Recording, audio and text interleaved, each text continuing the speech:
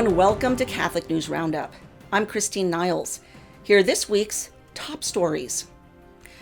After nearly 50 years, the U.S. bishops are cutting ties with the federal government. Archbishop Timothy Broglio, president of the U.S. Bishops' Conference, made the announcement Monday, saying it was heartbreaking. Quote, "While this marks a painful end to a life-sustaining partnership with our government, it offers every Catholic an opportunity to search our hearts for new ways to assist." The decision comes after President Trump froze funding for the bishop's migration office, leading to the laying off of 50 staff and a lawsuit by the bishops against the administration. The bishop's migration office has been accused of facilitating human trafficking by helping to place illegal migrant children with unvetted sponsors. A member of the Society of St. Pius X, the SSPX, committed sexual misconduct with a 12-year-old boy. An altar server at the Wanganui, New Zealand SSPX chapel, 38-year-old Herbert Simo Rustila, appeared in the Wanganui District Court in February and pleaded guilty to sexual misconduct with a 12-year-old altar server over the course of 4 years. Rustila is a religious brother of the SSPX, and he calls himself Brother Vincent. In spite of knowing he was under criminal investigation for sexual misconduct, the SSPX chapel in Wanganui, headed by Father Pierre-Yves Crismont, allowed him to continue being an altar server with access to minors. The Wanganui Chapel is the same place where SSPX priest Father Damien Carlisle was accused of molesting altar boys in the 1990s, as well as at the SSPX mission in Gabon, Africa. The SSPX is currently being sued in New Zealand over Carlisle's alleged abuse. And in related news, Florida has disbanded an international pedophile ring. Attorney General James Uthmeier, a Catholic, announced they discovered more than 1 million child porn files shared globally, some involving infants. 8 men have been arrested. As a dad of 3 little ones, it's tough to talk about some of this stuff, but what these guys were doing was truly heinous. There's not a word in the English dictionary that can describe the gross content that was on the videos. Our investigators have been able to get their hands on over 1 million videos showing sexual abuse on minors. Many of these individuals were babies that are being sold around the world. And in Germany, a soccer match saw the crowd summoning Satan. On March 29th, fans of FC Kaiserslautern formed a pentagram, holding up banners invoking Lucifer, asking him to rise from the abyss and take their souls.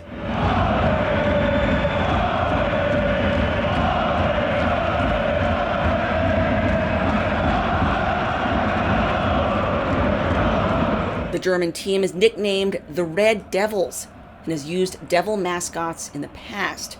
This latest display, however, has shocked audiences around the world for its open summoning of Satan. And turning to the UK, schools are changing the gender of St. Joan of Arc. A textbook titled Who We Are, published by Collins, features a biography of the French heroine, saying, quote, "She is today considered by some to have been non-binary." It's not the first time people have messed with her gender.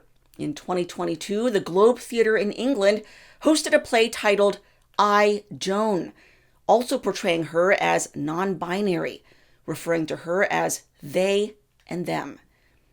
Harry Potter author J.K. Rowling called the spectacle at the time insulting and damaging.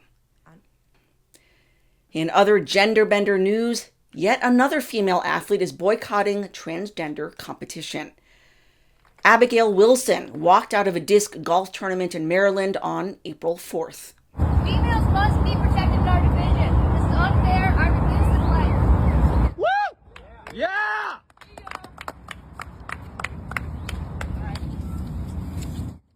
She later wrote online, "I have not nor ever will accept money to do what I did at Music City Open. And although I appreciate all the offers of monetary compensation for my act, I respectfully decline. She went on to urge people to stand up for female athletes. New Education Secretary Linda McMahon announced a Title IX Special Investigations Team to look into violations against women's sports. We have received a staggering number of complaints about men competing in women's sports and invading women-only intimate spaces. That's why we're partnering with Attorney General Bondi's team to move even faster in order to protect women and girls.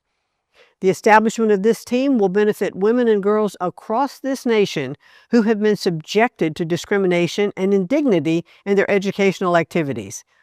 To all entities receiving federal funding who continue to allow these illegal practices, we will not permit you to trample on women's rights any longer. And in war-torn Gaza, a Catholic priest is likening their condition to living in a cage.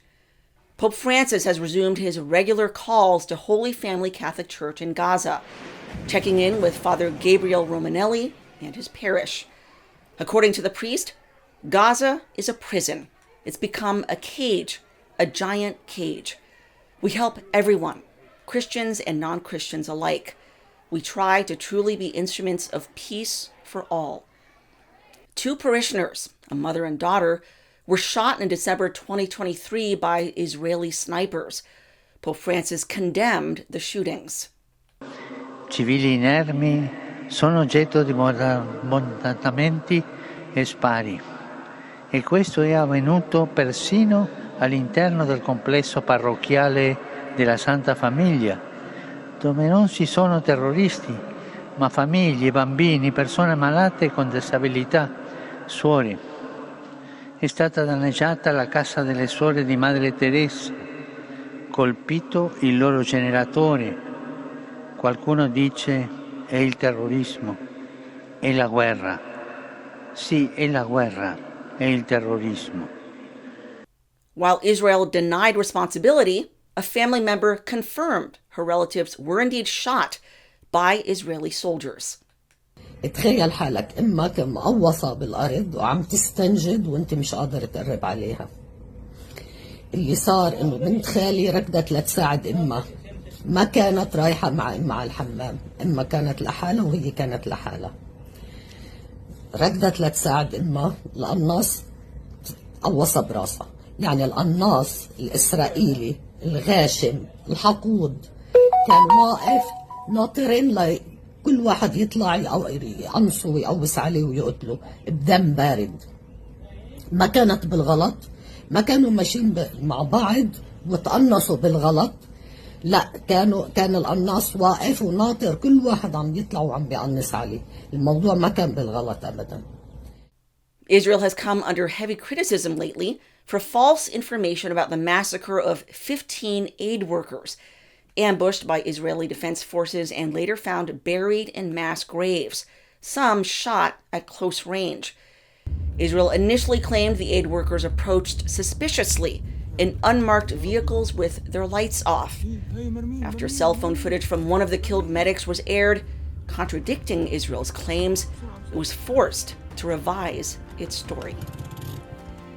That is this week's Catholic News Roundup. Please visit stellamars.media and subscribe for the latest news and updates. Please help me to grow this channel by liking and sharing this content. Thank you so much for watching. May God bless your week.